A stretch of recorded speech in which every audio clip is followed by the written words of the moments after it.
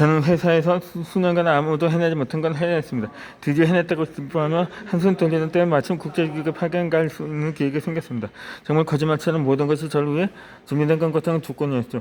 제가 국제기구 파견이 전에 이 사실을 알게 된 제 상사는 거긴 어딜 가냐며 격분했고, 쟤는 곧 떠날 일이라면 저의 모든 업무를 다 배제했습니다. 아직 합격은 또 아닌데 지원만 한 상태인지도 말이죠.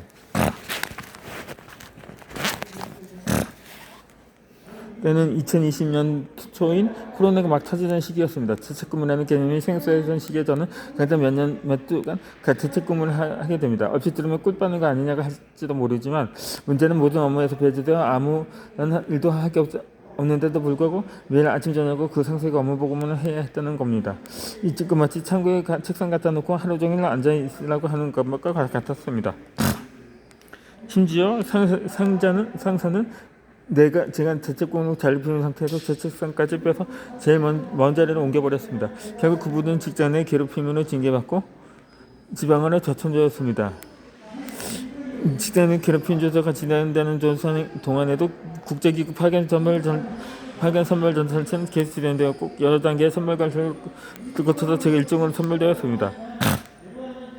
하지만 조사 과정에서 평소 제게 감정이 좋지 않던 직원들이 저를 가해자로 신고했다는 소식을 듣게 되었습니다. 어제는 가해자 신분으로 다시 조사받게 됩니다. 그 직원들이 저지른 수많은 과실과 잘못에 관해 설명하고 그걸 바로잡기 위한 거였다고 설명했지만 기분은 뻗다는 말에 결국 저희 괴롭힘은 선임되었습니다. 그 직원들이 회사에서 끼친 수많은 재산 손해 과실, 직무팀에는 저는 고려의 대상이 되지 않았습니다. 결국 저도 회사에서 징계를 받게 됩니다. 이른바 직장 내 괴롭힘 피해자의 가해자의 TMDBO를 작성했죠. 피해자된 것만으로는 말할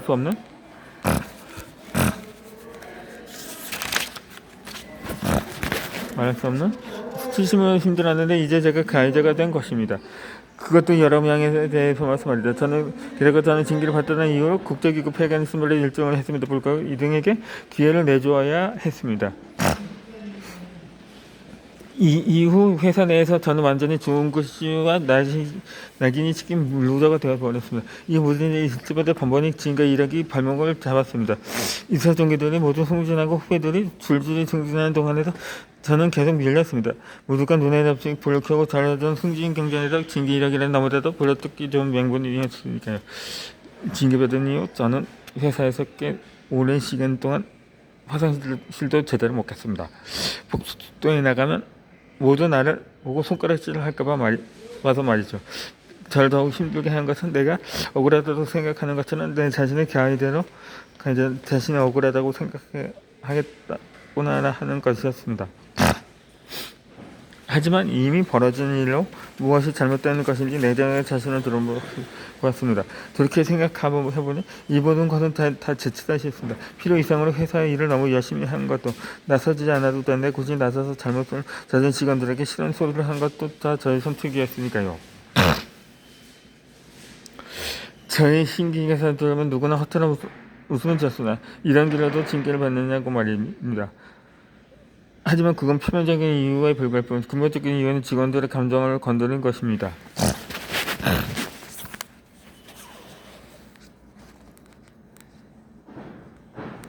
이제 제가 가장 큰 잘못이었습니다. 저는 분명 잘못했고 그래도 큰 대가를 사실 잘못한 것도 다니다가 다시 같은 신문을 한번 코칭하지 않는다는 나은 사람 될 수 있다고 생각합니다. 잘못의 실수는 누구나 합니다. 하지만 문제는 그 다음입니다. 왜냐하면 실수는 터지고 그 다음 어떻게 대처해야 되는 미래가 돌리기 때문입니다. 살다 보면 여러 가지 형태로 억울한 일을 한 모든 겪어집니다. 실패, 모험, 노명, 오해도 다양한 형태를 타다는 이런 경우들은 마음에 깊은 상처를 남깁니다. 이런 일들을 겪으면 억울하게 힘든 이 시간 보내게 됩니다. 주변 사람들이 성격을 하면 때로는 밤잠을 설치니까 해도 이게 하면 소동하나 중요합니다. 이전체는 곧 아들을 진짜를 컸습니다. 나의 천재석까지 도와줘 보내는 아는 데가 풍부한 보내는 데가 저는 보낼 수 볼 테니까요. 저는 이 일 이후 저기 오랜 시간 신경견식까지 받아다니면서 심산 양치를 받았고 지금까지 정말 많은 시간이 필요했습니다. 비용도 많이 들었고요. 저는 전문대까지 제 주치를 굳게 믿고 따라갔습니다. 오랜 시간 진료치를 받은 밭은 솔직히 되돌아보고 마음을 들여다보았습니다. 나중에 신경정신과 의사 선생님부터 이제 그만 오셔도 라는 이야기 듣기 전에 저는 나 진짜 괜찮아진 것 같다고 말이죠. 물론 그 후로도 스스로 큰 노력을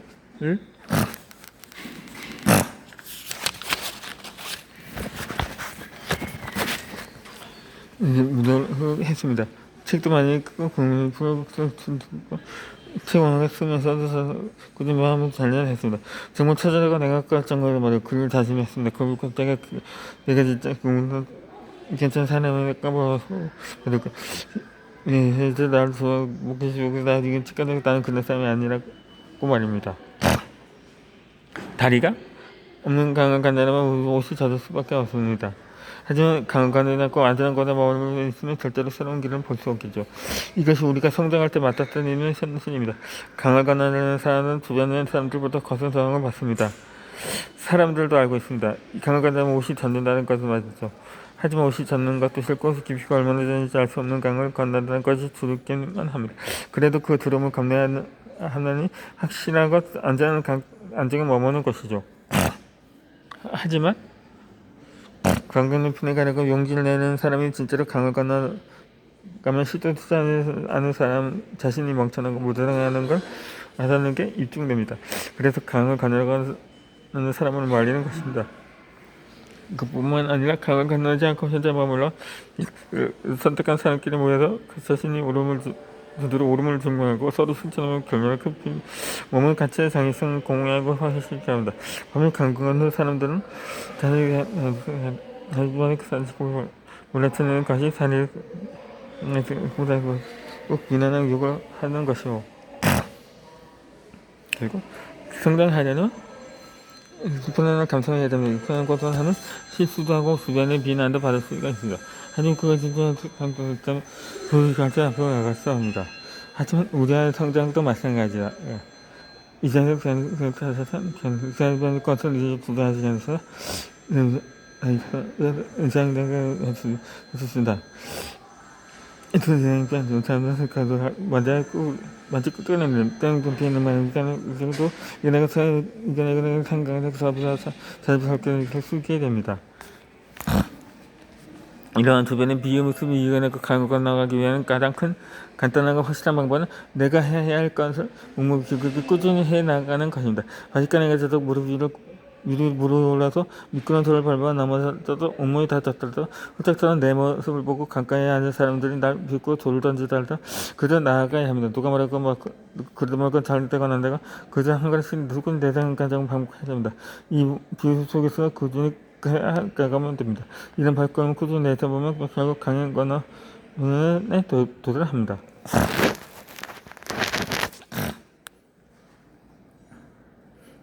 그곳은 강을 건너지 못한 사람들은 결국 가보지 못하는 길이 펼쳐집니다. 이제 그 길 한 걸음씩 내디디면 됩니다. 우리가 멈추지 않는 한 실패는 없습니다.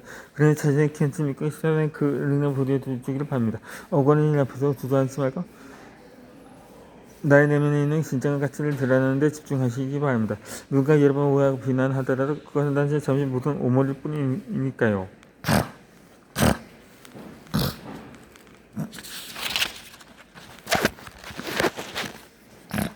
성공에 대한 잘못 통념을 깨시기 바랍니다. 진정한 성공을 위해 지기된 잘못된 관념을 사회적 기준에서 벗어나야 합니다.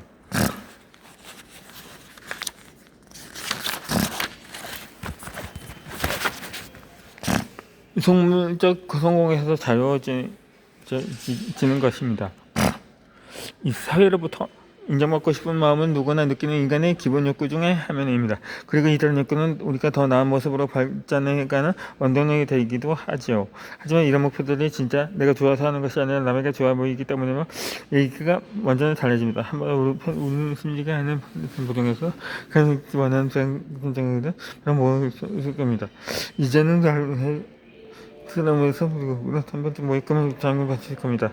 이런 경험은 정신적 생각으로 한금을 끝까지 생각하게 돼가지고 이런 꿈에 우리가 모의감이 심리할까 우리를 보라봐도 우리가 받고 싶은 인정 욕구를 무너뜨리는 감정이기 때문입니다. 마음속에서 인상방법과 모욕감을 느낀다는 것은 인정 욕구를 경험하는 부정한 것이기 때문에 인상감이 고치는 경우는 어떤 표정으로 감정을 느끼게 되는 거죠. 우리가 항상 긴장받고 할 수 있다는 것입니다. 하지만 그보다 누구의 인정을 받고 감사할 수 있습니다. 하지만 그러니까 아침을 갖고 전쟁이 인간이가 흘리고 회사에서 감정받고 싶어서 내가 좋아하는 것이 아니라 남들이 보여할까 그런 것에 집중해서 살았습니다. 이제 내가 좋아하는 딸을 인정하지 못하고 말이죠.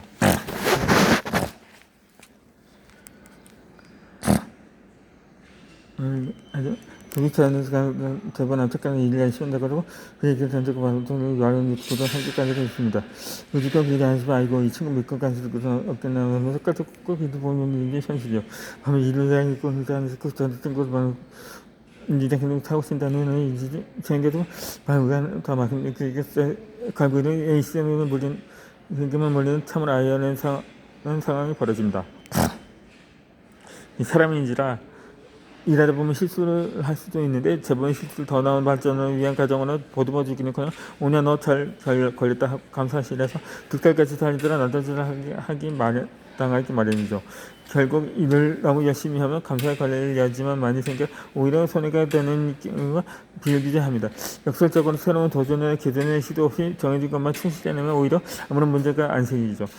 결국 회사 생활을 하면서 아무런 문제가 생기지 않도록 재직할 때까지 문제없이 지내는 게 최고의 목표가 되는 것이 현실입니다. 인정받고 싶은 욕구는 너무나도 자연스러운 욕구입니다. 하지만 사람들은 인정받지 못할 때 내가 자신이 낮아서 남들에게 닫고 인정받고 싶어하는 걸까 하는 생각을 하곤 합니다.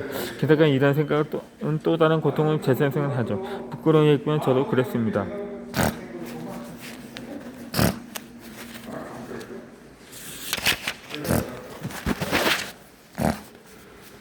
회사에서 인정받고 싶은 내면의 이상하게 실제 내가 인정받고 있는 현재 수준과의 차이로 인해서 스스로를 괴롭게 만들곤 했죠. 살다 보면 다른 사람들의 인정 따위는 구걸하지 않는 강철 멘탈을 가지고 있는 사람도 볼 수 있습니다. 살짝만 건드려서 부서지는 쿠쿠데스 멘탈을 가진 사람이 이런 강철 멘탈을 가진 사람들을 보면 난 뭐야? 난 왜 이리 자존심이 낮을까? 정말 난 세상에 쓸모없는 사람인가 보다 하는 전혀 도움이 되지 않는 생각하면서 어둠의 구렁텅이로 스스로 걸어 들어가는 결실을 받게 되죠. 저도 징계를 받았던 이력이 회사 내에서 계속 받아봤습니다. 예전 같다면 이런 상황에 자신을 비해야 하면 많이 힘들어했을 것입니다. 하지만 이제는 더 이상 그러지 않죠. 왜냐하면 비록 회사에선 저를 그렇게 취급하더라도 저의 진가는 변하지 않는다는 확신이 있고 제 능력으로 외부 활동도 활발히 하며 성취의 경험을 꾸준히 쌓아가고 있었거든요. 어딜 가나 남들보다 앞서가려 하면 누군가가 발목을 잡고 끌어내리려고는 합니다. 하지만 이제는 그런 일이 생기더라. 내가 잘 가고 있구나. 더 나은 내가 되기 통과 일을 거치고 있구나 하는 생각으로 넘깁니다. 우리는 내면의 진짜 욕구를 잘 알아차리지 못합니다. 그만큼 진짜 나의 모습이 아닌 밖에서 보이는 나의 모습에 집중해 살았기 때문입니다. 그래서 진짜 내가 원하는 것이 뭔지 내 진짜 욕망이 뭔지 알아차리기 쉽지가 않습니다. 저는 강의나 특강에서 만나는 대학생들과 진로 이야기를 나눌 때 기회가 종종 있습니다. 학생들은 대부분 졸업이 다가오면 취업해야 한다는 강박을 느끼며 갑니다. 물론 성인인 대학생에게 시험은 정말 중요합니다. 온전한 성인으로서 먹고 사는 됨을 해결하는 것은 독립의 기초가 되니까요.